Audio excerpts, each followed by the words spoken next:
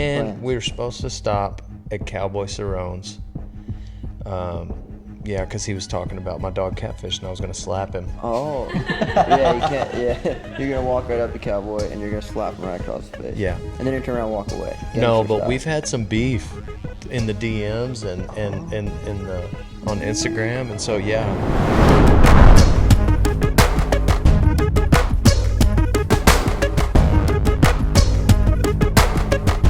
Thanks for listening to All In Conversations. I'd like to remind you to get tickets to the May 8th Battle of the Best Extreme Bronc match right at the Vita Ranch. Check out the link below for tickets now. What's up, guys? Welcome back to another episode of All In Conversations. We got two gifts for you today. First one, we have partnered up with a brand new coffee company called Stampede Coffee. Great company, all about giving back to the Western industry. And you can find a link in the comments below. You can sign up, be a part of the family for all kind of exclusive promo deals, good stuff like that. So click on that link. Second gift, we got the greatest bull rider of all times and my buddy, Mr. Dale Brisby, joining us. Welcome to the show. Well, Dale, yeah. Dale, yeah. Yeah. How's California treating you? It's been great, you know. And by great, I mean I've sailed through California so far without getting pulled over for no trailer lights. Nice. Then it's a success. So Nice. So you came through in true DB fashion, no trailer lights and everything. Got the interns loaded up. Yep. And you're just full speed ahead. And I'm really not worried about getting pulled over for no trailer lights. What I'm worried about is once they do pull me over, they're going to realize that my tags are 7 years out. the trailer, that's why you were like, are y'all going to keep going tonight? Like, well, I'd love to, but since I don't have trailer lights. Yeah. This is why DV is my friend, because we roll in the same style. I have expired tags. I have no trailer lights. We're in the same. What's this cord for? What is that? What is this? Yeah. So tell us about the FFA convention, Dale. How was it in Sacramento, right? Man, I do these booths occasionally where we'll go to like National FFA convention. Texas FFA convention. I'm just trying California for the first time, but essentially it's like FFA is an organization that you can get into when you're in high school, and it's through the ag science classes. So 4-H is like you don't have to be in school for that. Well, anyways, like FFA is like you go through your ag classes, and since my old man was an ag teacher, I was in everything FFA, so I'm familiar with the organization, and yeah, so I started putting booths at them, and it's just like my demographic. It's like 15 to 18-year-old ag kids. That's awesome, man. So that's awesome. We'll put a booth up. And last night I went on stage and gave like a little keynote deal for like 10 minutes at the it was like 7,000 kids in there, and I wasn't sure how it was gonna go, but like they announced my name and these kids went crazy. It was nuts. Like I did not expect it at all. That's awesome, man. Apparently, kids in California have internet. You don't say. Come to find out. Yeah. They all have mullets at them deals too, huh? We had it's funny you say that. We ended my keynote with a mullet contest. No way. Who won? Do you have a picture Did of you the get winner? to vote on it? It's on my Instagram. That's yeah. the Pit Vipers with the bowl cut Yep. across the front. He's and the one that I saw won. that. And it That's was awesome. a legit mullet. But Yeah. the only downside to that was like there were like dozens of kids came by the booth the next day, so upset that they weren't in the contest. Like legitimately. You remember them two guys came up? They were mad. Like legit. Like, Dale, I got a bone to pick with you, man. It's like, dude, I didn't pick the finalist. There's probably a couple girls even there with mullets. Oh, one of them was, yeah. One of the top 7 was. Well, I'm glad they got some recognition for their amazing hairstyles. Oklahoma? That's important. Oklahoma, though, I'm telling you, if 10 kids walk up, one of them won't have a mullet. Really? Dude, FFA, the state convention in Oklahoma, if you don't have a mullet, you are 100% in the minority. You're dust. If You're there are just not 10 cool. kids there, 9 of them have mullets. It's not cool. It's wild. Oklahoma waterfall. Mullet money. Oklahoma waterfall. That's a good way to put it. Yeah. We've had a blast in California. It was a good booth. It was good food. It was good people. It cost me $289 to fill up my truck. Oh my goodness. That was the only thing. I don't want to. Thank you, Joe Biden. Oh yeah. Yeah, I don't want to get into it too much. Right. That was what, like $289. That's Me and Clayton just drove from Austin, and I bet we spent $1,000 in fuel. what'd you drive? My Chevy, my rodeo rig. Dang. Yeah, I bet. I picked him up in Albuquerque, and the fuel is outrageous. I don't know how a lot of rodeo guys are going to do it this year. I was thinking about that when I saw y'all's camper out there. No, We'll get it done though. we'll get it done. We'll The get thing it that done. really yeah. ticks me off is when you run your card and it doesn't even fill it up. It'll go like to Oh, yeah. $150 and then you got to run it again. Dude, I had to do 2 cards. That was that 289 is 2 cards. But no, I'll tell you one thing. Last night on stage though, one thing I didn't do was say Will Smith's wife's name on stage. Dude, Well done. Way to keep your teeth. did you guys like that? Blew my mind. Still blows my mind. Like it's all that me and the guys have been talking about. That's awesome, man. I gotta say, I'm glad to see it. I've always liked That Will was Smith, and crazy. now I like him even more. I didn't really like it. Really? He's a comedian. He got hired to. It wasn't even that bad of a joke. I mean, maybe you're right. I didn't watch the contents of the joke, but from what I saw, he was insulting his wife, and he stood up for his wife. What a He man. did what he should. If a comedian can't, you're gonna have to have a bit of a sense of humor. Yeah. I think. I mean, So and that was a pretty soft joke. yeah, I didn't hear the joke. I guess so. he said. Clayton's pretty feisty though. I mean, I could see him doing the same thing. So he For said. less. Jada she's like bald. Okay. Apparently she has like come to find out a condition where she loses hair. You know, it's not terminal, it's not cancer, but she loses her hair. So she's bald. Right. And what's his name? Chris Rock said, can't wait to see G.I. Jane 2. We'll look out for it. And yeah. Because that was like a show about That makes sense. a woman G.I. Joe kind of thing, right? Yeah, she shaved her head. Oh. Yeah. And anyways, he walked on stage and slapped it. I mean, I saw that. Well, that's what Chris Rock said. Will Smith just slapped the shit out of me. yeah. That's what he said. Yeah. So I'm whether you are for it or against it, one thing is to be known that Will Smith is a gangster. Yeah.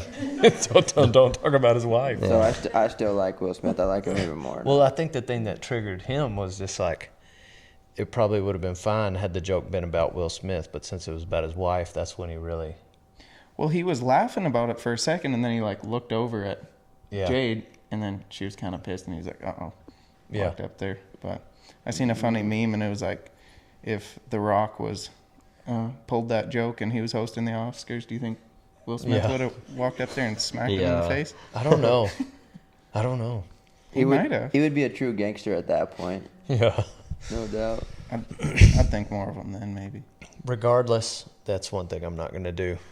Just talk about his wife. Yeah, good call. God, you're impressive. Yeah. I learned my lesson. Yeah. We should stop. So you guys are going straight back to Texas from here, or are you making a few stops, or what's the Man, plan? we were supposed to stop at Cowboy Cerrone's. Yeah, because he was talking about my dog Catfish, and I was going to slap him. Oh, yeah, you can't. Yeah, you're gonna walk right up to Cowboy and you're gonna slap him right across the face. Yeah. and then you turn around and walk away. No, Gangster but style. we've had some beef in the DMs and in the on Instagram, and so yeah, that was the plan, was to stop in is it Edgewood?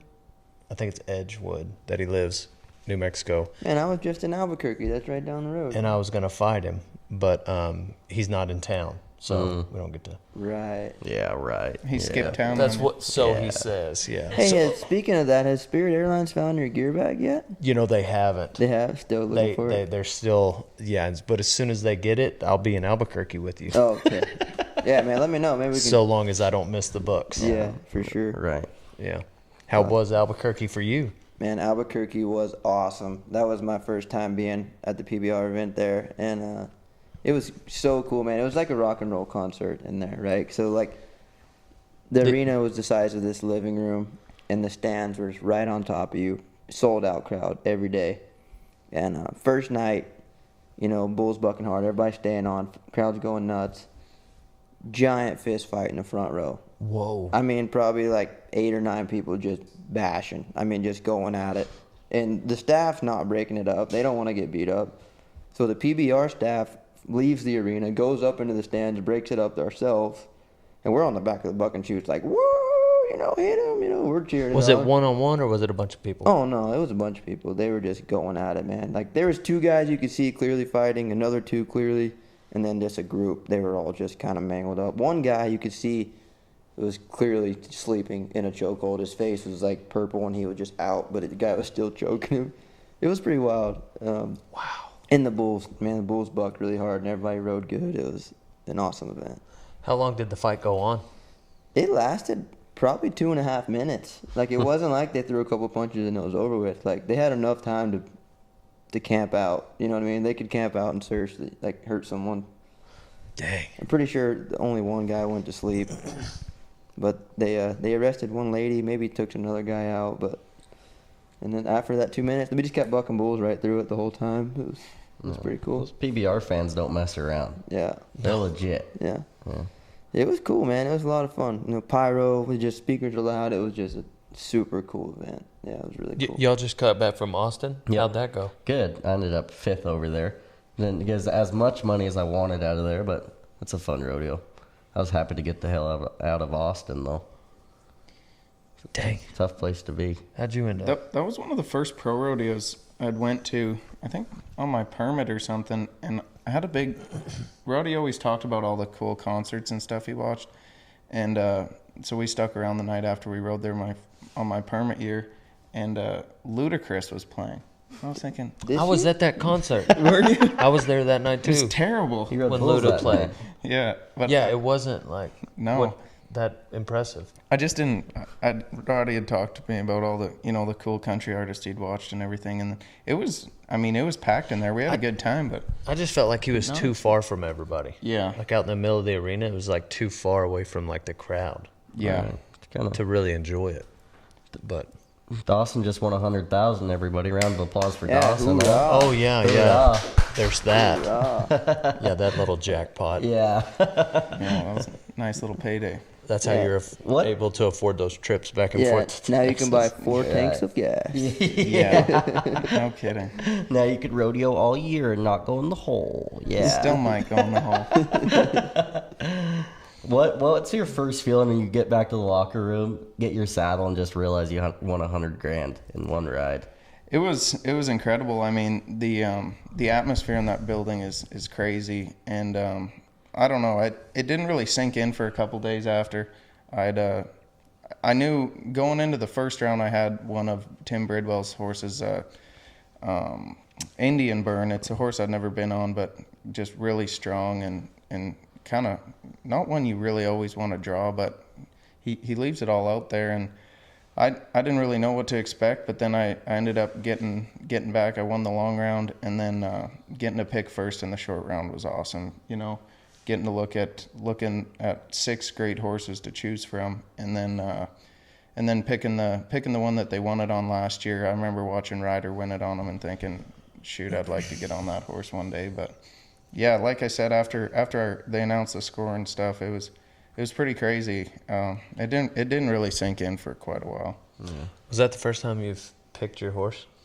No, I like now that they've actually been doing that in a lot more bronc matches and stuff where you get to pick out I think there's 2 or 3 now, huh, Lefty, where you can pick your horses, and I like that style because you can pick a horse that's better suited towards your style, and I think it ends up bringing a lot more points into a lot of these short rounds because guys can match themselves up a lot better. Right. But it also at the same time, you're sitting up there and you're picking second. Like at San Antonio, I think I picked 4th, pretty high up there. A lot of really good horses, and then that horse didn't have its day, and I was like, oh, I wish I would have picked this one. I wish I would have picked this one, because there's always that up in the air, you know. So Yeah. sometimes it's like more pressure on yourself because you picked that horse, instead of drawing it, you know. Yeah, absolutely. There's a lot more strategy to it. You don't have to think about it when you draw it. Right. I think it helps out a lot in the bottom end if you're coming back low and you're picking last, because a lot of them tougher horses end up being in the bottom picks. Not the ones you want, obviously, but like if there's still some horsepower down there that you can be 90 plus points on, you're gonna have to work your ass off for it. But like, you got a shot. Right. No. Yeah. That's all you need is a shot, I guess, huh? That's all you need. Tell us about this. You know, going into that, the 4-man. Mm-hmm. You know how much money's on the line. How does it change your mindset when you're standing there waiting to get on that horse, or did it at all? Not really changed my mindset. I remember thinking before I was more nervous because my cousin Ben Anderson was going right before me, and he's going for $2.1 million. Yeah.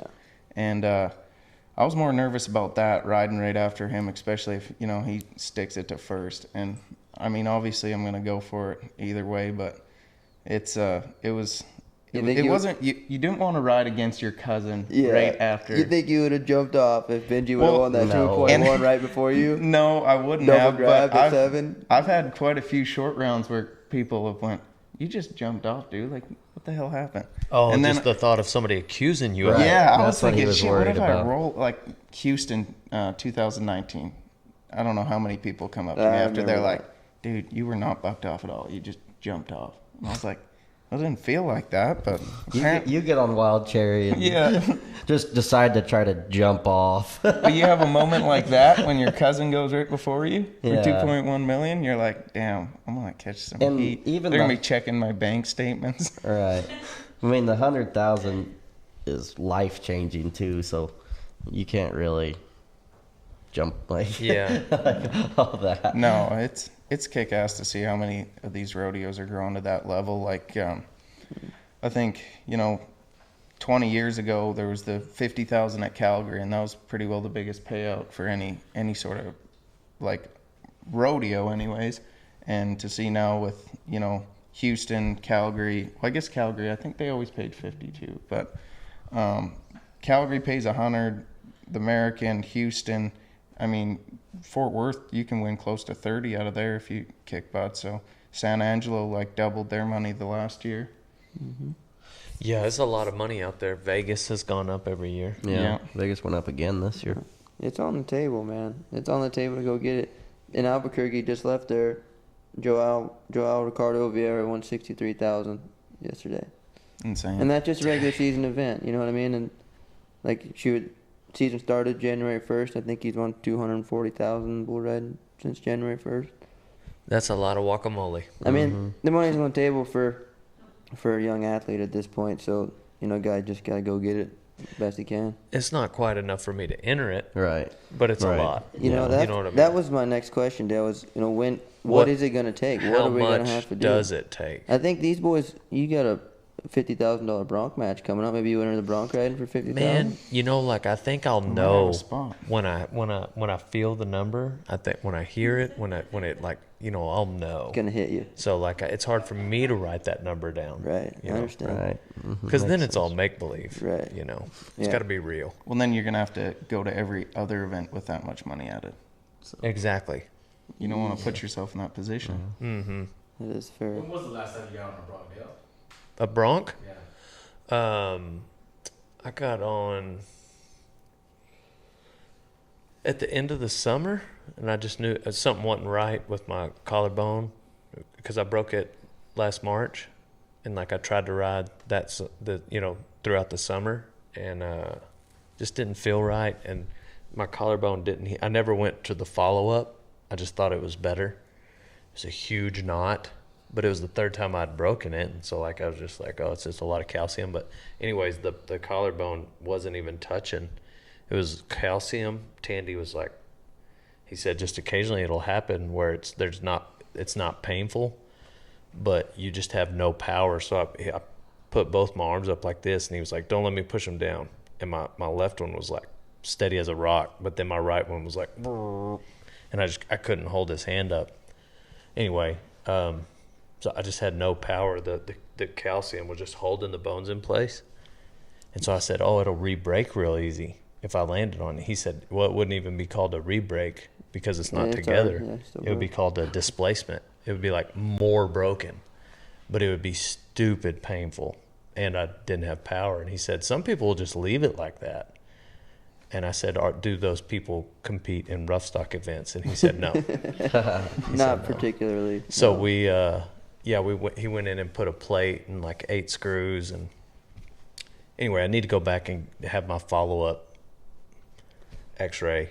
So I'm going to I got 2 new Broncs at the house, and I've yet to get on them. So Donnie's been getting them warmed up for us. Cool. So Cerrone was going to get the right hooks then?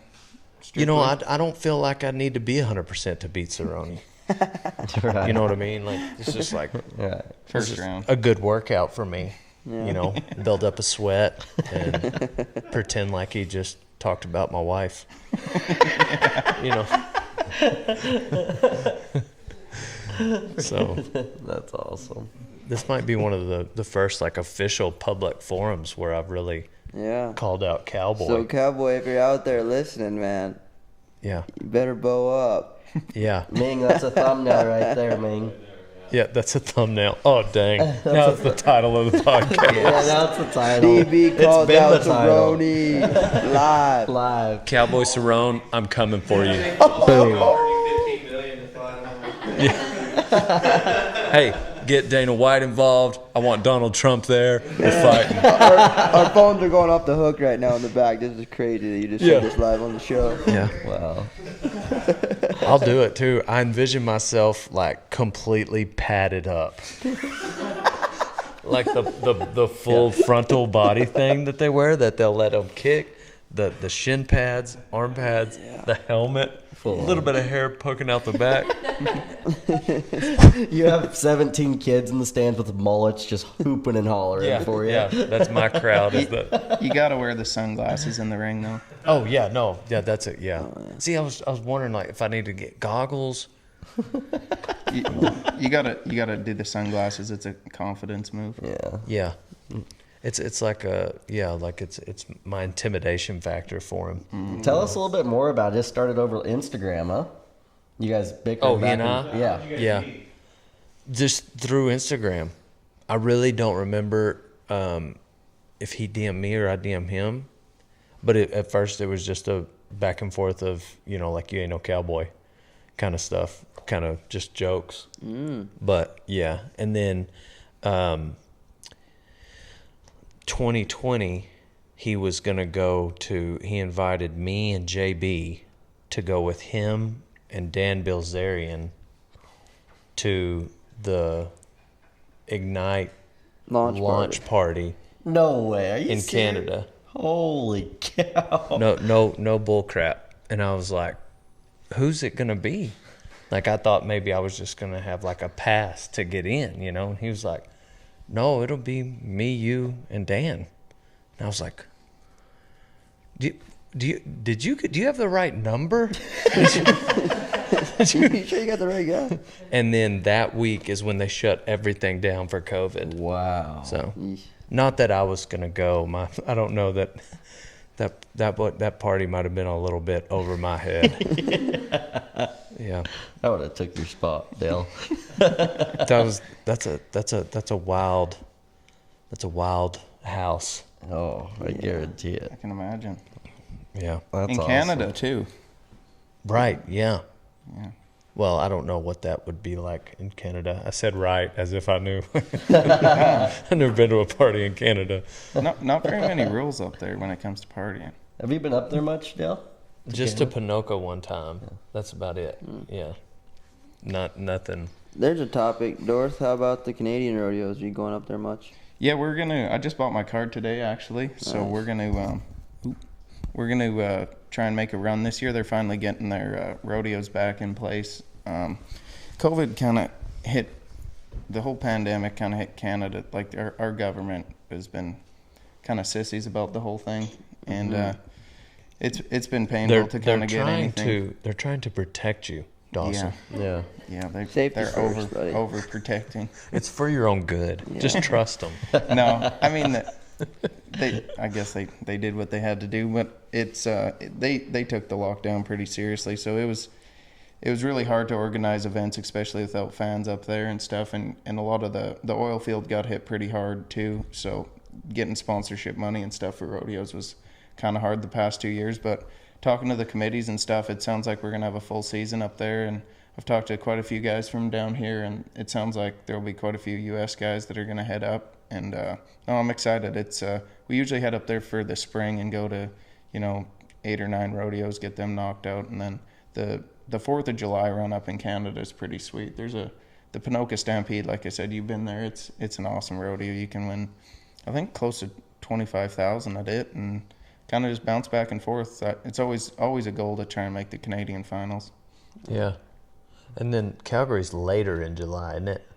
Yeah, it's usually starts the first or maybe the second weekend in July, and then runs through like the 16th. Yeah. 10 days. You'll be up there this year, I think? Yeah.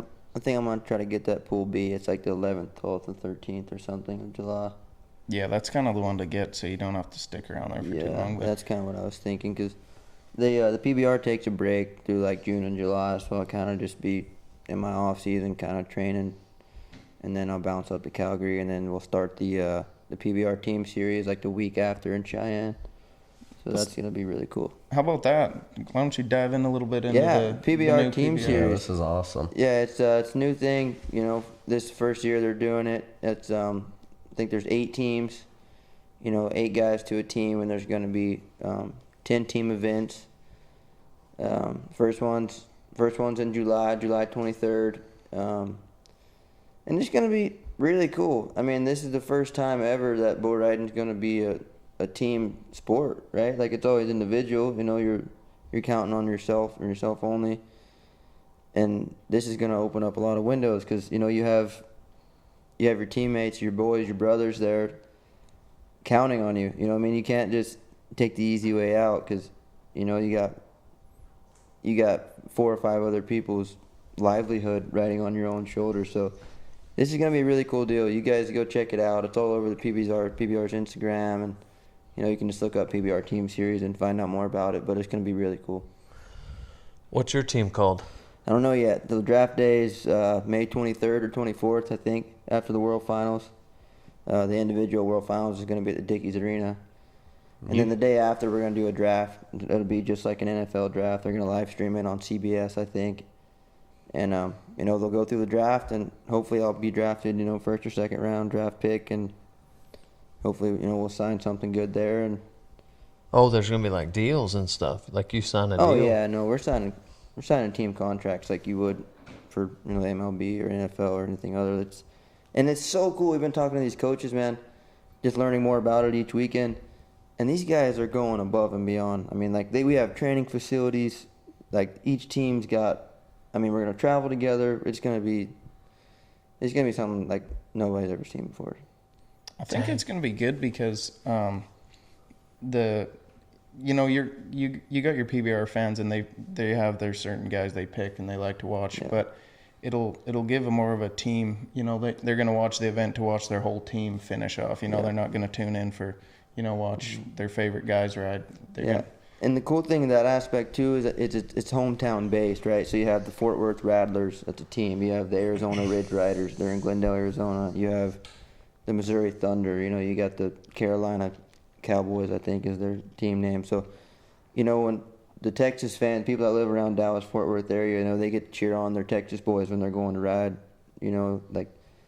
It just gives you a hometown feel. Some guys you can get behind because, they're your boys. Those are the Texas boys. They got to go in this week, and and it opens up another window, I think, for kids.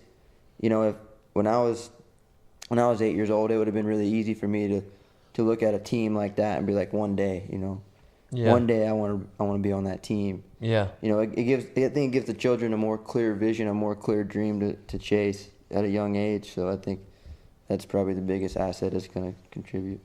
The gambling side probably helps out too, no? The what'd you say? The gambling side? Yeah. Making you guys fancy? Yeah. The gambling side. Yeah, I guess it would too. How big are the teams? What do you mean, like how many guys? Yeah, how many guys are you guys? I think there's 8 guys to a team, 5 compete, 3 sit, each week. Do you have to rotate, or it's just You can rotate. You don't have to, but your coach gets the bulls, and he puts me on something that he likes me on. He puts Boudreaux on what Boudreaux likes. Yeah. So that's the kind of advantage we have as riders, and the coaches can see. Have you started to see or feel like any way that it would because rodeo is like you're riding against your animal. You're not necessarily riding against somebody. Right. You're liable to slap out somebody's horse who you are literally down to the last $100 competing against at the NFR. Like that's a real scenario. Yeah. Do you feel like it is going to mess with that style of camaraderie at all, or probably not? I don't know. I think what it's really going to do is it's going to bring the guys that are on the same team, like me and the guys that are on my team. Right. It's going to bring us together. I mean, like no other. Like I've had the chance to be at a team event one time this previous year. Yeah. And it wasn't even a large one. We were riding for $20,000 a man, and it was big enough. $20,000 was a lot of money to win that day, and you're standing there, and whether you win $20,000 that day or not depends on if this guy stays on. Yeah. You know what I mean? And like you never cheered for somebody hard like that until you're put in that situation. You know what I Right. mean? And wanted them to do like you always want your buddies to do good. Yeah, I was gonna say, speak for yourself. You always want your, Lefty's cheering damn hard on him. yeah, you always want your buddies Either way to you do put good. it. Yeah. But when you put it when it goes back to benefiting yourself and your whole organization, it just brings you together, man. It's hard to put in words for me, but The other day at Houston, I was going out through there in that big old arena. The only thing I could hear was Dawson yelling at me right beside me. I'm like, wow, is he in the middle of the arena right now? We get pretty excited. On redial, I just heard you hooping and hollering the whole time. I was screaming. I hadn't even rode yet, I don't think. I was running down the chutes. No. That's what's so cool about rodeo, too. Yeah, it is. I'm You sure- think there'll be some rivalries? definitely, man. There's already rivalries. Who's your rival in the I don't- PBR world, Dale? Clayton Hills. Well, Well, he's the best. I was gonna say, that a lot of people, try to compare me to JB, but Not even I was close. gonna say the team deal. The thing that would be tough, is like you might have it might feel lopsided at times. Like for me, it would be frustrating just because like I'm always gonna pull my weight. Yeah, you of know. course. I mean, totally. But like for some guys, like it might be you might have a good week where maybe it's not your weekend. I wonder what that's like. Yeah. But somebody else carries the weight for you, so sometimes it might help you out when you just happen to stump your toe. But Right. that's got to play a role. But then again, like you're drafted onto that team, you sign a contract, and it's not like.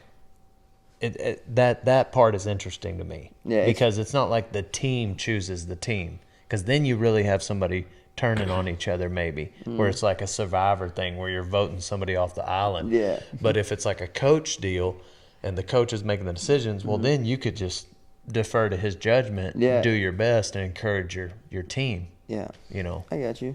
I think it might be tough, though, like you said, like, what happens if a guy falls off, 6 events in a row? And at He's that gonna point in time, his coach is gonna try to trade him probably. Put him as a healthy scratch. Oh, you think you get traded?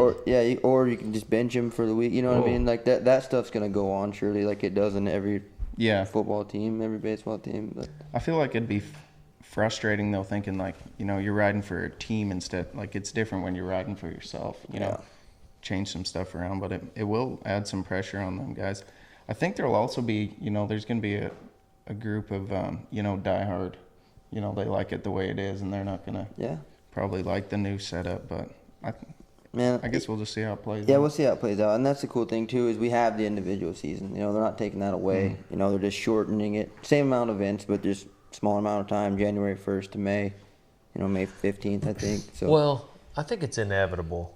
Somebody's going to underperform and still get paid. yeah, Somebody's going to overperform and not get paid. Like that's just going to happen. right. But And this being the so first that's year, part of it. Yeah, this being the first year, there's going to be a lot of kinks to be worked out, just like anything else, But either way, the thing we're all happy about is it's going to bring bull riders more money. You know, bottom line. And that in itself, I think, is amazing because that's something that's needed to happen for a long time. Yeah. And, you know, hopefully it continues to grow from this. You know, and the PBR, you know, just as a concept, was started, guys trying something new. Right. You know, Right. that's the whole reason it exists, is because Right. you had a group of guys wanted to go try something new. So, I guess you can't really throw rocks at them as an outsider for trying something new, because it's a good thing they did that to begin with. Otherwise, it wouldn't even exist. Exactly. That's kind of how rodeo started too, really. Yeah. I mean, what was you were explaining it to me the other day, the Turtle something club. Oh, the Yeah, Cowboy Turtle Association. Yeah. That was the very first pro rodeo logo ever. I think it was, I don't even know the dates. It was a long time ago. And I looked up, you know, why was pro rodeo called the Cowboy Turtles Association. And it said, Cowboys were slow to organize, but not afraid to stick their neck out to get what they wanted. Yeah, so they called themselves the Cowboy Turtle Association for a few years. That was the logo. And who he makes a cap with the TTA logo on? I wear it Yeah. sometimes. But yeah, I thought that was pretty funny. But it was kind of started because they were all kind of mad that they were getting on at all these rodeos and not getting paid or something. Sure, yeah, like they were just going to these Wild West shows, these open rodeos, and you know getting paid, you know, $50 or whatever to get on. Probably not even. Maybe not even that. And then like, hey, you know, let's get together. We'll call it the Cowboy Turtle Association, and we'll make them pay us to get on these broncs. You know what I mean? And here we are today, though. Now we're making how much are we making? You know, it's an association. It's A lot more than the Turtles. a lot more than the Turtles were, probably. Yeah, I would imagine. So how about NASCAR? NASCAR. How did NASCAR racing start? It was NASCAR. It was two rednecks. Oh yeah. One had a really souped up fast car. Yeah. The other one, what did he say to him? He said, "That's a nice car. It's a nice car. So thank you. I think you have a NASCAR too. Maybe we should race them. We'll call them NASCAR racing. We'll call it NASCAR racing." Wow. That's how it started. I'm pretty sure that's Look it how up. started, Look yeah. it up. Did you guys know read a that? book? Yeah, so what? Read a book. Read a book. Donnie says those bootleggers. Yeah. We got Donnie Do Anything over here as well. Good to see you, Donnie D. Yeah, you guys can't see Donnie Daytona, but he is in the house. Oh, we could get a camera on him. Oh, can we get a shot on this guy? Somebody light this guy up. He's actually standing up behind the couch. He just can't see over it. We got all the Oh, boys that's here. cold. Donnie almost fought a girl last night. No way. Her mom was better than yours? Again? It was she was like 14, had braces, and she walked up. She was like, "You really are short." Then she go start talking about her boyfriend. I said, "Somebody dates you?" Yeah. Yeah. She said we need a picture so I can send it to my boyfriend. And Donnie said, "Oh, somebody dates you?" Really? Yeah. He was firing them. We were all worked up because Will Smith just slapped Chris Rock. And we talked about Everyone's it tense. all night. We did too. I think everyone did. I didn't even. That's I didn't know about it till this morning. Me neither. I didn't know until you Yeah. showed me this morning on the way in. Yeah. Then We had no idea. Nimrod over there on the end like found a Twitter, and he was like reading us Will Smith's Twitter, and we were just like blown away by Will Smith's Twitter. So I go on this morning to find out what else Will Smith said, and it's just this red-headed white guy who just happens to have the same name as Will Smith, and he had been tweeting, but apparently like he has like 200,000 people fooled, thinking that it's the His real actual Will Smith. Will Smith. Yeah, It kind of was like Donnie. yeah. It's Donnie. kind of like the bronc rider Will Smith. Yeah. Yeah. Anyway, so that took me on a wild goose chase. So that's another reason why I'm worked up, because I've been, be yourself online, people. Yeah. Okay, that's what I've always said. Yeah. We're all adults here. We're all adults Yeah, here. be yourself. That's what's really cool. Be yourself. Dale, you ever thought of doing stand-up? I've thought of doing stand up. Yes, that like might be the one fear I have. Really? Yeah. That would be terrifying. I don't crave sharks Heights, and stand up. Like I talked last night, it was like 6,500 people in there. No problem. Did not prepare. Just went up there. We talked. But stand up, oof. That's tough. I think it'd be the hardest if you had a real good joke lined up and you pitch it and nobody laughs. You're just sitting there. Yeah, that's what Donnie said. I just laugh myself. You So you would that's too. my go-to, man. And then if I start laughing, hopefully someone else starts laughing with me. And that's what gets me is like sometimes people doing stand up, like I don't find them funny at all, but they, the way they, I guess, deliver it, or maybe it's just they've got the right audience, and there's stand up comedians that I believe I'm more funny than, but I guess I just You just need to get a group of people in the crowd that just start the laughter, and then everyone will Yeah, just you got to catch pay on. a few of them to stand there. And laugh. Yeah, get a plant. Yeah. Get a couple plants. Right. Because then even if they don't understand the joke, everyone feels like they need to start laughing. Donnie and Kevin and Carson. Oh, this guy's hilarious. Don't y'all love Pumping this your guy? tires. Yeah. Donnie's trying to fight all the girls in the crowd. He gets hauled out. The show's ruined. Yelling obnoxiously. This is my first time to see this guy, and it is hilarious. Yeah. Theo Vaughn, I would really like to. That dude's. I don't understand how he can be that funny, that often. You know what I mean? I'm pretty sure that 60% of his stories are all made up. But I was thinking that too. I was like, there's no way. Which, to be honest, makes it more impressive. Yeah. That he's able to even make that up. Do you listen to much? Theo Vaughn? Yeah. Anyway. Just the way he talks is funny. He's dead serious the whole time, and I don't know. He's pretty priceless. Yeah, and whenever he was like a kid, like Blake's age, his dad was like 70. Oh, really? Yeah, like Where's he crazy from? old. Louisiana. That's why he's got the mullet, so he's got the most perfect comedian backstory. Anyway. Yeah. So, do you get worked up when you're about to give speeches? It's like the FFA deal. You back there slapping yourself? Yeah, No, I get worked up. Like not if it's you wouldn't get worked up if you were going up there to talk about bronc riding, right? Because that's your wheelhouse. Mm-hmm. You know what I mean? So or if you were just telling your story. So and last night was like a Q&A thing. So she had 5 questions, and we needed to fill like 12 minutes. So it was real casual, laid back. So that was super easy. Literally didn't know what I was going to say until I got on stage. But she's asking me questions that there's not a wrong answer to. Right. I mean, you can definitely butcher it, but on the other hand, But that was one thing that the FFA did for me was we did, you get in a lot of public speaking stuff. Right. And so I messed up on stage in front of 9,000 people, which is humiliating. Maybe that's why I'm scared of doing stand-up, because I know what it's like to screw up. But how about Ben at the American when he won the preliminary round? Oh yeah. And he thought he was going to the baseball stadium. Yeah. And they're like, so how does it feel? You're moving on to the AT&T or whatever. And he's like, I just can't wait to get in there and hit some home runs.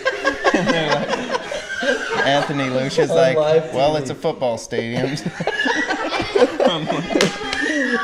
Touchdown Yankees. Confident as hell too. Just gets on. I can't wait to get up there and hit some home runs. Just confident. And the guy's like, well, It's a football. it would have been the smoothest line Yeah. had he actually been going to a baseball stadium. I think any other announcer probably would have tried to play it off too, but Anthony was like, yeah, well, it's a football stadium, so I don't think so. It's live TV. Not to keep bringing it up, but we're talking about public speaking, and that is one way that you got to give Chris Rock credit, because he finished. Oh, he just rolled right. Oh, yeah. Somebody walked on stage and slapped the dog out of him, I know. and he still finished his. The mic little, was like, yeah, you could hear it. So I think I probably would have just gone in the back and cried. Yeah. You know what I mean? You get the voice, Yeah. get somebody in the back with the voiceover deal, the intercom to finish most. Yeah, it would have been hard to roll through on that. I wish he would have just cracked another joke just like that. Yeah. Lit him up real quick. That's funny. Anyway, are you terrified of public speaking? Oh, terrified. You know, like on camera and stuff, I'm not worried, but big groups of people, Yeah. just talking, like interviews and stuff, I'm totally fine with. But talking, you know, I just get nervous. Bradley had me go to his church and do like a little testimony deal. And there was probably 30 people, 40 people in this room, and I was way more nervous than strapping my saddle to Virgil or any of that, just because it's outside your element, I guess. But Yeah. The hardest, I think, is when you're in a stadium and you're talking, and then like it's got a delay, and you can hear your voice like a half second later. That busts Very me every distracting. time. Very distracting. Yeah. yeah, that's hard. I was at a deal in Dallas like a week ago, and my best friend, his name is Marcus Luttrell. I don't know if That's your I'm best just friend. kidding. I'm just kidding. Yeah. But I was at a deal, and he was speaking back there, and I've read he's written 2 books, and I could have sworn in there after he did the Operation Red Wing, where with the movie that thing, I wrote his book. He went on tour speaking, and I could have sworn he had said that he got nervous. So, anyways, we're back there, and he was about to give this speech at Dallas, and I was like, "So, are you nervous?" And he was like. He looked at me out of the side of his eye, and he was like, "No, I've almost died like a lot." Yeah. Man, that's crazy. And I was like, "Oh yeah, I remember." You know, like you've had 80 Taliban shooting AK-47s at you for days. He was like, "What are they gonna do? Yeah. Fire me?" You know, like I'm just gonna go up there and talk, and I was like. Stupid question. Nice I'm one, an Dale. idiot. But I especially felt stupid because he knew I'd read both his books. You know, just like, were you asleep? Did you not read anything? But anyways, the reason I bring that up, his point was, it's like people's the 2 biggest fears that people have are dying and public speaking. Mm-hmm. I was like, public speaking is like higher of a fear than dying for most people. So, which I don't. Yeah, we had a pretty funny one at my wedding, actually. My best man stalled out pretty hard. Thanks for Ben. Saved the day. Ben did save the day. He is not. Who is your best man? I don't think Ben's afraid of dying or public Gordon. speaking. He's Gordo? not much shakes him Gordo. up. Gordo did. He had a bit of a halt. Sorry, Colt. He's worried about Sorry, that. Colt. We love you, Colt. buddy. We love you. No, Yeah, that was terrible though. he's man. obviously he was my best man. I asked him for. We love you, but That was was terrible. He tried. bad. It was on his Yeah, effort. On his There's no effort. 2 ways about it. It was bad, but So how did Ben save the day? well, Walk me through it. Yeah, Colt was trying his best man speech, but he had somebody write it down for him. And he was up there trying to read it. First of all, he had it upside down. I don't think he even knew he had it upside down. And, he'd read a couple words and stop, and just couldn't really get anything finished. And this went on for a few minutes, maybe. And we all thought it was hilarious, but maybe it was starting to get a little awkward. he started it pretty good. Yeah. Yeah, well, I His think what problem happened was Lily's maid of honor told the steamboat story or whatever where That's they it. first met, and then was a little bit different than Gordo's the way he had it written down. So he just got up there and started panicking like, she just told this same exact speech and it is not what I have written down. Like, this is completely different. Oh dang! We had a couple different views of the way that weekend went from the ladies' side to our side. Apparently, It was really magical for the ladies. And then Were there a bunch of people there? yeah, it was the Cowboy Downhill at Steamboat Springs. Yeah, Lots they of were people the- at the wedding. Yeah, there's probably 300 people in the. Yeah, not building. in the story. I'm talking Oh, about yeah. at the wedding. Exactly. I don't care about the story. But whatever. nonetheless, Ben walked up there and saved him. He just walked up there and kind of like just grabbed the mic and said, "Don't worry about it, Colt. Like I'll finish," And then And then he just kind of wrapped up and just gave a super cool speech. Told But some it was stories. like a laid back, like I got your back. Yeah, he was like, hey, kinda man. say. Well, he was kind of like Unrehearsed. announced. Yeah, Yeah. unrehearsed. Like, hey, don't worry, guys. Colt tried. Thanks, Colt. Colt's having a little trouble up here, I Yeah, see. and then He just walked up and said that. Well, Yeah. Colt's having a little trouble up here. Yeah. I got some things to say. It was funny too because I think a lot of people thought Colt was drunk, and he was just couldn't see his paper or something. But he was so nervous about it all day. He didn't drink hardly. He was ready for this speech, and I was worried about it a couple months beforehand. I knew Colt's not, he's not a huge talker, but Yeah, I got a guy that works for me. How long have you worked for me, Kevin? Since July. So, 8 months? I think in 8 months he's said like 19 words or something. And he told us he's got in a couple of weeks he's going to a wedding. He's the best man. And he was like, I was like, well, do you have a best man speech? And he's like, do what? He didn't even know they had to give a speech. I don't actually think Colt knew either. I think Lily told him a couple of weeks before too. But yeah, don't worry, you'll do just fine. You're normally supposed to have Donnie or Dale come up and save you if you screw up. You're normally supposed to also arrange the bachelor party. Yeah. Mm-hmm. Dawson's arranging mine right as we speak. Mm-hmm. Yeah, and Clayton's. Yep. Mm-hmm. It's going to be a joined bachelor party, so it gets to go twice as long. What did Colt do for yours? We did. Oh gosh. We did all sorts of things, didn't we? Okay, I'm sorry. I'm sorry. Well, let's. I'm So, sorry. Dale, Radio where edit. are you going next? I was curious. When are y'all coming to Texas next? You just left all the Fort Worth, San Antonio, Houston, Austin. Yeah, well, we go to San Angelo. I go the 7th. Dawson, when are you?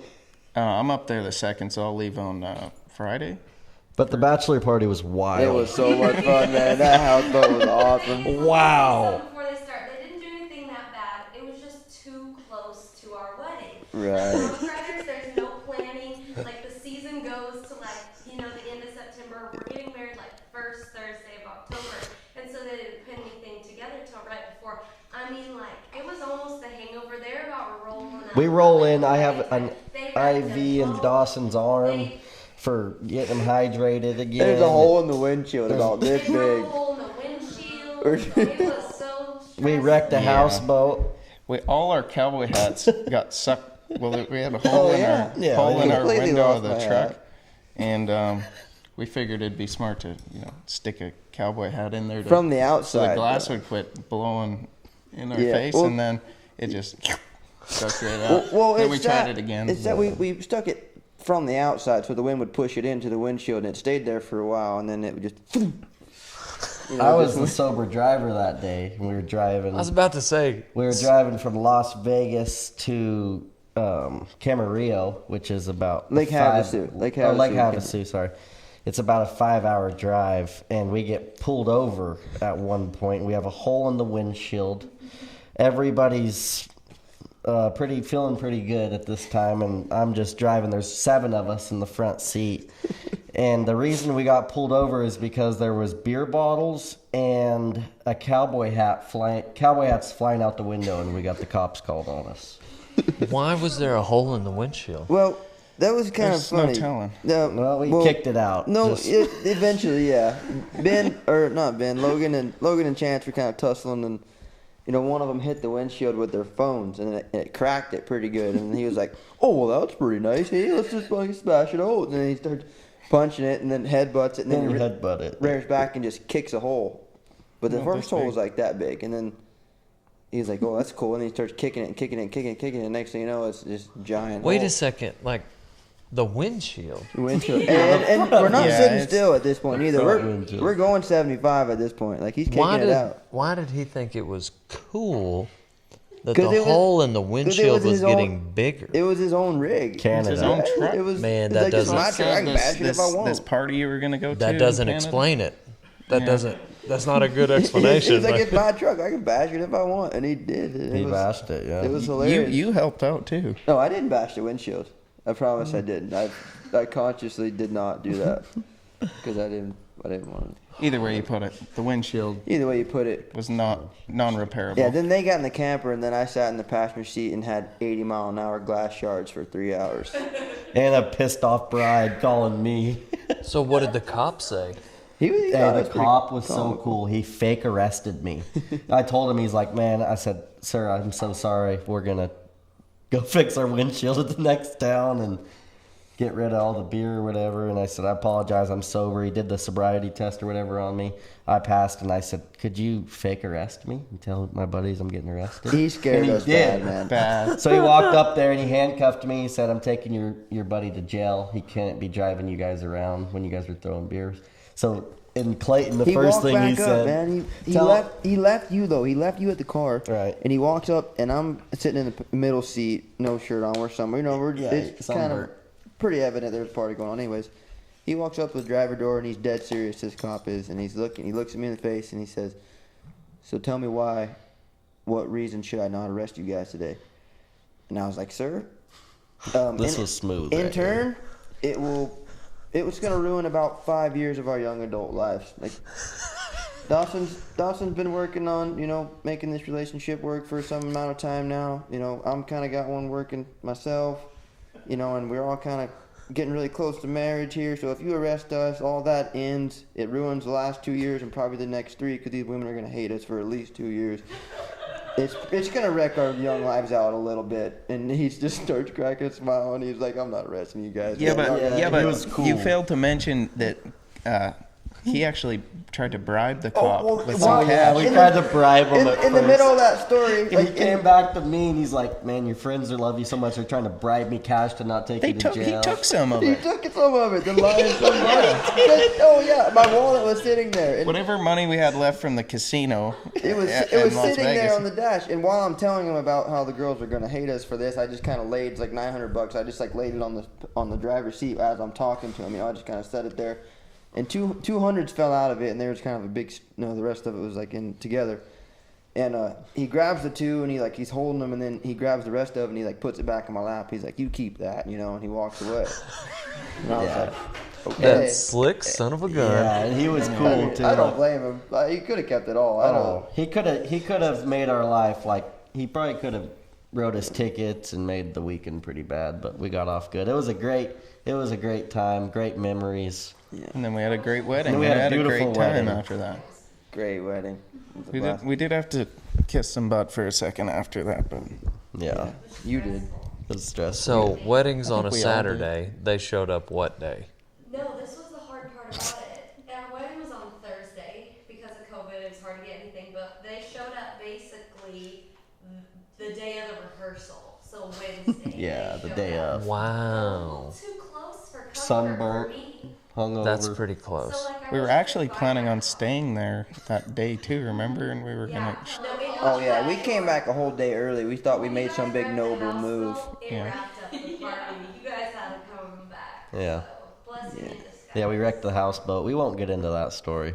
We didn't wreck it, but we We did. did bump it. We bumped the rock. We did beach it though. The one night. One night we did. Apparently, do that. you got to put more than one anchor down. And this wasn't no small houseboat. This It's like thing a was- 65 There was like footer. 7 rooms in this houseboat. It's a 70-foot boat, It was a 2-story. big, It's a big boat. How many of y'all? 3 stories. How many with Dawson? Well, there Yeah, was 3 stories. I don't know, like 10 of us, probably 10 of us. Dang. But the anchors. You want to come to my bachelor party? Sounds like no. Everything y'all say leads to another thing that went wrong. Yeah, it wasn't great. Kevin, There was a whole. this is what you have to look forward to. This is what you got to organize. This is the new standard.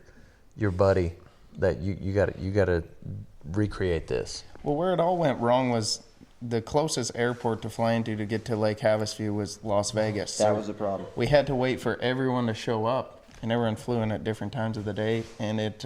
It took all day for everyone to land. So by 7 p.m., we had been in Vegas all day, and nobody wanted to leave. No, of course Why? not. Why not just stay a night there? Why not stay now? We're As- already in the casino. Why as not we walk did. upstairs and put our stuff in the room? Yeah. So we stayed a night there, and yeah, Yeah, well, it, the rest was kind of. We got Johnny D going in Let you tag me in. You're coming Get in in? there, Donnie Daytona in the house. I thought you were walking by us to go get beer. I wanted to. I was hoping you were. What did you want to bring to the table? What table?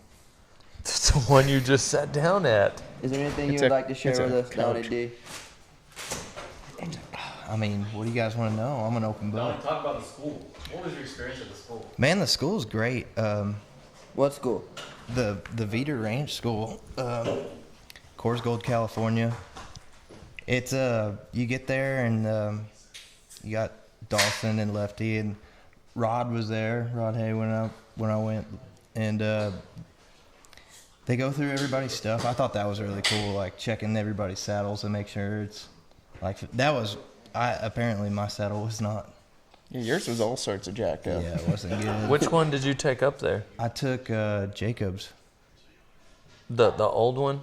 Not the old one. Yeah, it was an old doll that Jacobs had rode for. Oh, okay, well, there's an older. Yeah. Oh, was it? Yeah, this one, it was like the skirts were so pinched that I couldn't get all Yeah, of he had a West Oh. that it was the first saddle he had ridden when he was 15 years old. Yeah. And Jacobs looked at it one day. We had it on just a saddle horse, and he's like, "Yep, no good. You can't." He's Like, like, I've already been on 30 horses in this thing. Oh, I had, and he's like, "No, you can't do this." And he's like, "Here." We went to the back seat of his truck. He's like, "Here, take this one." For the longest time, he didn't want me to buy one. He's like, just ride it. Just keep riding it. I was like, I don't know, man. I think I should invest maybe a little bit and get my own. It's not the worst thing to learn how to ride in a crappy saddle, though. I mean, you kind of get the feeling for a horse. I mean, the first saddle I started in was the first saddle my dad started in, and it come from a guy who had retired way before he started. And but like I said, What it wasn't kind was it? pinching. It was an old Severe. Mm-hmm. But the main thing is, yeah, if they're pinching up there and your boards can't come down, then I mean you're not going to win that battle. yeah. But I think it's important for kids to start and not because it seems like a lot of kids at these schools and stuff, and I've seen in other schools, they want to get started in a brand new saddle.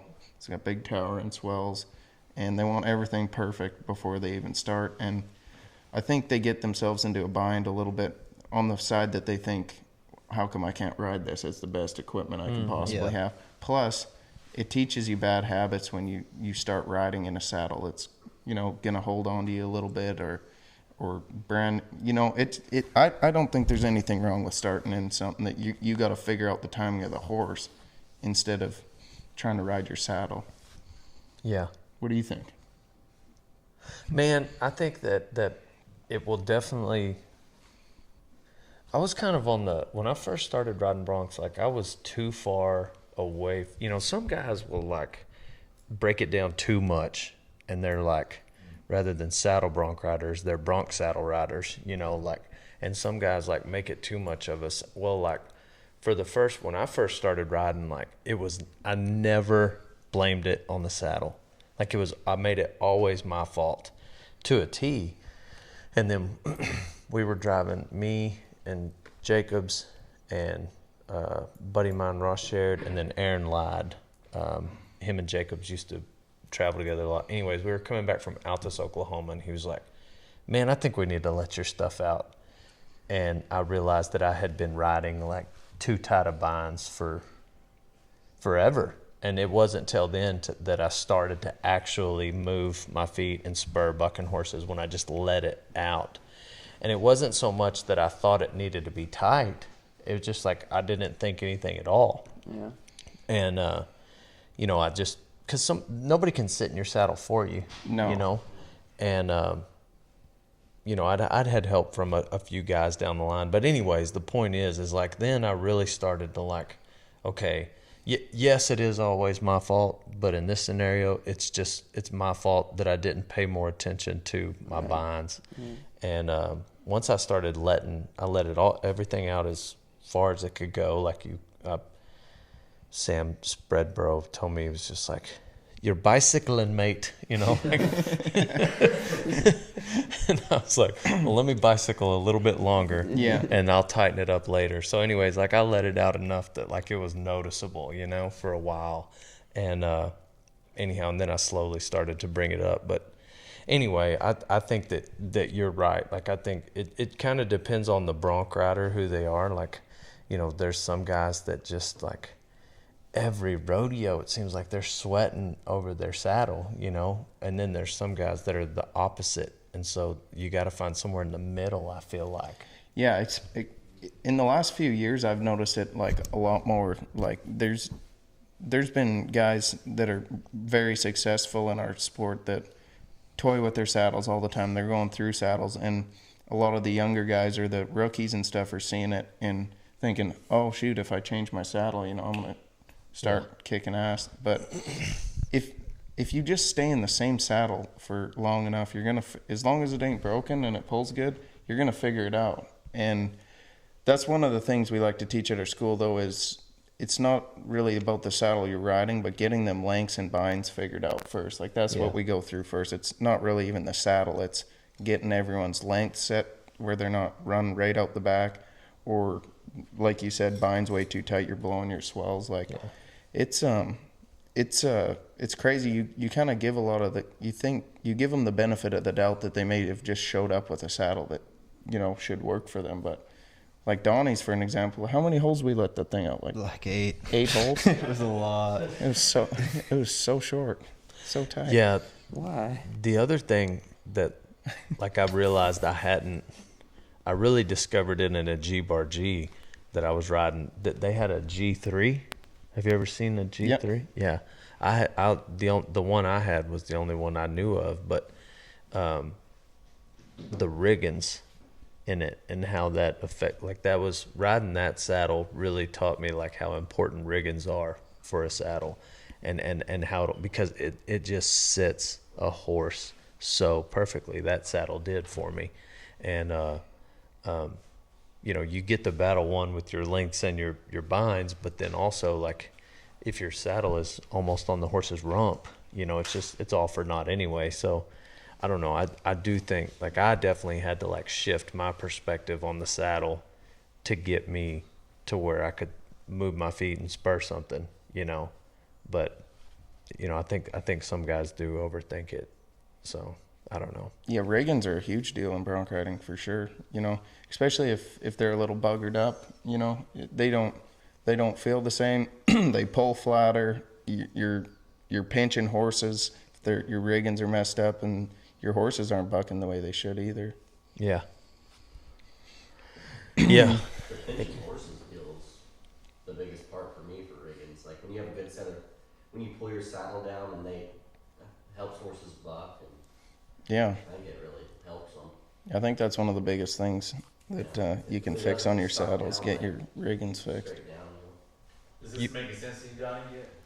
I mean, some of it, yeah. Like, that's a big thing, is you don't know what you don't know. And, I mean, you kind of just got to learn as you go, I guess. You ride what do you ride, Lefty? I ride a Vision. I Vision? need to ride my backup Vision. I got another one here. Yeah. Oh, yeah. Yeah, I think it's at Pete's house, actually. You'd fit that one with the big undercut. Yeah.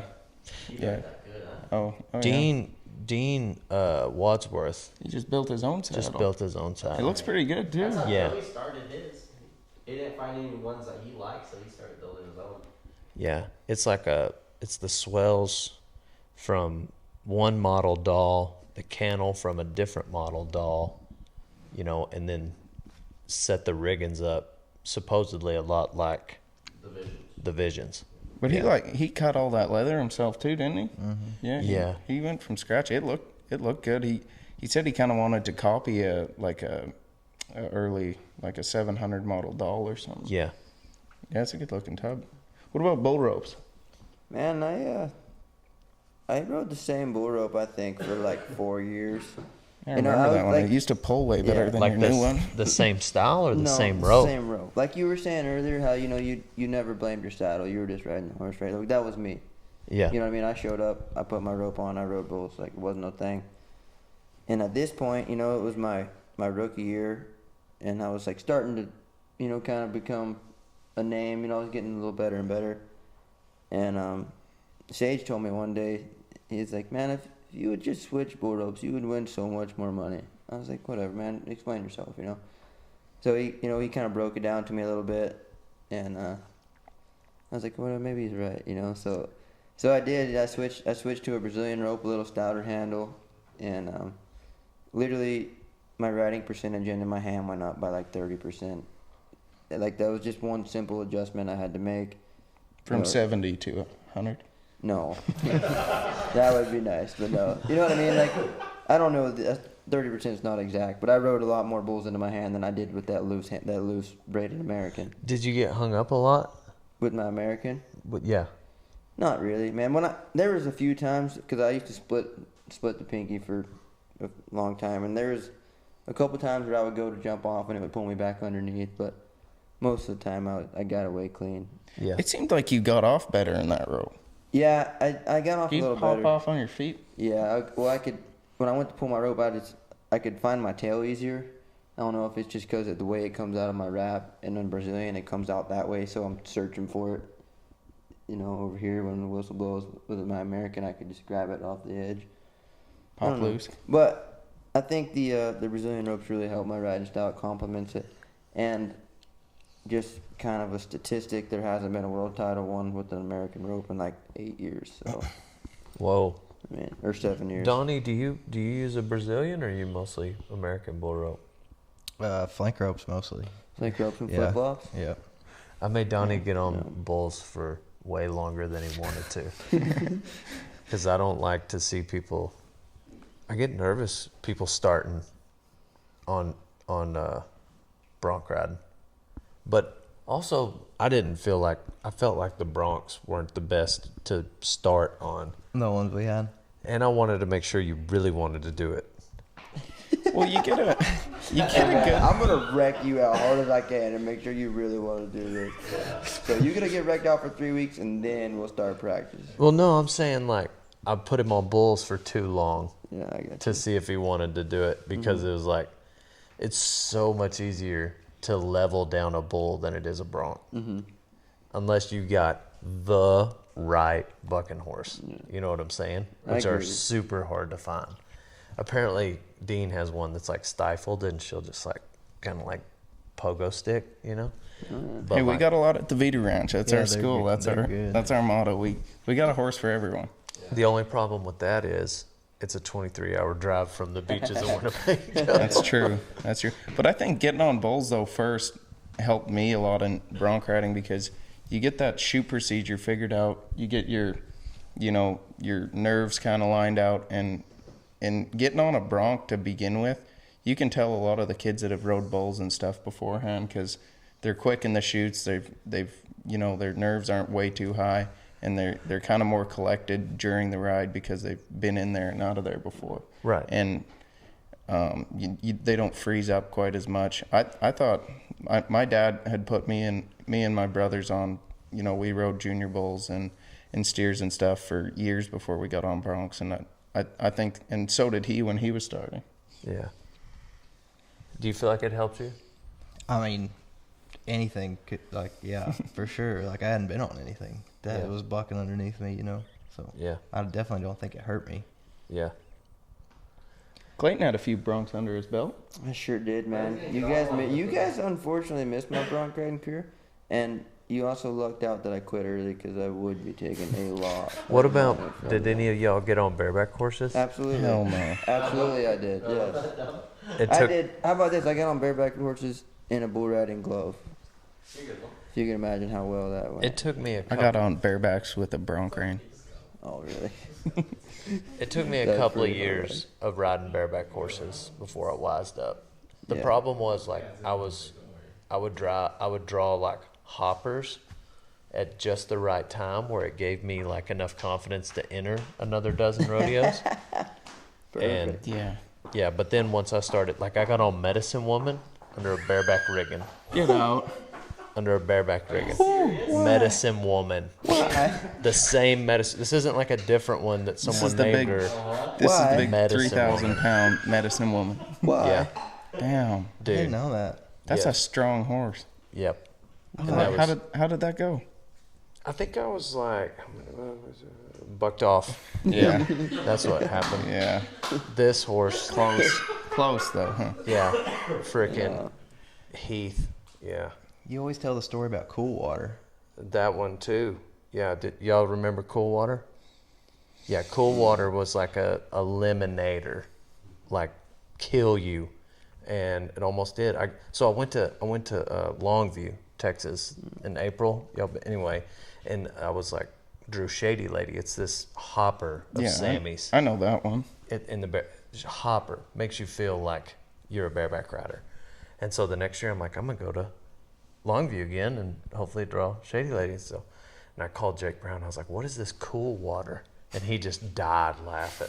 And I was like, son of a. And so Jacob slapped him out for me. And he was like, man, I thought you were gonna die. He just turned me for a flip out there. It's just but in the bronc riding, and I was terrified. And that's when I realized I was like, you shouldn't do something that you're this terrified to do, you know? Every time. But in the bronc riding, like, I'm not saying I would have ridden those horses, but I would have been thrilled to draw them and put a saddle on. Like, I would have been thrilled about the challenge of riding them, you know? And those kind of horses excite me. Like, I got on Ned Pepper at like the first like eliminator type horse I'd drawn in Lufkin. Oh, yeah. And it was just like I was over the moon compared to Cool Water and a bareback rigging. And The eliminators in the bronc riding compared to the bareback riding is a whole different ball game. yeah, It's you know, most of them will just throw you off in the bronc. I mean, there is some, you know, that definitely have a higher percentage of wrecking you the hell out, but they're not hitting you in the back of the head and then backdooring you and backdoor or get hang hung up. up. Yeah. That's it. You know, like, yes, okay, you can make bareback riders like, well, your stirrups, and it's like, yeah, but you know, if you've been bucked off, I mean, like, that's not like a common occurrence. You know, roll to your belly, and you'll probably be okay. Hanging a stirrup, though, is a lot worse in the bronc riding, I think, than a lot of the bareback hang-ups, because a lot of them guys get good at, you know, they might go for 2 or 3 rounds, but rarely do they ever get hurt too bad, where the hang-ups in the bronc riding, usually a nap. Right, and I agree with you. The thing that's so scary is like it can be a half-second hang-up, like it's just like just enough to where your head is now the first thing hitting. It's too quick to get your arms out. Yeah, Or if you go and you drag one over the top of your saddle, now the only way you're getting out is getting stomped out, really. that would be. I've not ever been hung up for any amount of time over the top of my saddle. I stuck my leg right through a stirrup one time at a high school rodeo. That was terrifying. Oh, wow. It really shouldn't be able to happen if you grab your stirrup. It kind of like peeled the bottom of my heel off. And I remember thinking, damn, it's right around my knee. And the only thing I could think of was the week before I was at a bucking horse futurity and I was running the strip and shoot. And there was this Indian I was running the strip and shoot with. And he was like, bro, last week I come from an Indian rodeo and a kid stuck his whole foot through the stirrup and it killed him and he drug around and around and around. And I was like, damn. And I'm thinking of this as I'm going for You heard that story, and a the week later, before, it was happened to you. retarded. Yeah. Scared the hell out of my dad was picking up at the rodeo. He's like, I don't know what to do. Do I rope this thing? and luckily the horse was huge and I was so little that like he was just missing me each time. Finally he got one on my back and dragged me out of there and it ripped the rest of the heel off and I was like, Thankfully. oh, well, it could have been, Thank God. by the sounds of it could have been a lot worse. Thankfully, he put a hoof in my back. That sounds terrifying. I've Yeah. never even heard of that. Yeah, no, it's yeah. Some of them Indian rodeos can get pretty wild. I went to quite a few of them when me and Logan, because we're both native or Métis. We went to. That's kind of our start. We started going to like a 5 or 6 of them little Indian rodeos around us, and they're pretty wild. But they actually have some pretty awesome stock for the ones that we went to. And then I think I maybe got hurt or something, and Logan went down to Montana and went to a bunch of them, and there's a lot of money up and pretty decent broncs. Donnie has had some gnarly buck offs, Yeah. and they just continue. Yeah, some people are prone to them. I'm pretty good at making them buck. You're pretty good at getting up. Yeah, Like, Yeah. I don't know how many times, like, all right, he ain't getting up that quick from this. He's just like, okay. Well, there's been a couple times where I have to get up or I'm about to get wrecked out even more. Yeah. But I've gotten dashboarded a couple times, ended up right in front of them, and I'm like, you know where you're at. Yeah. You're like, if you don't get moving right now, it's going to happen.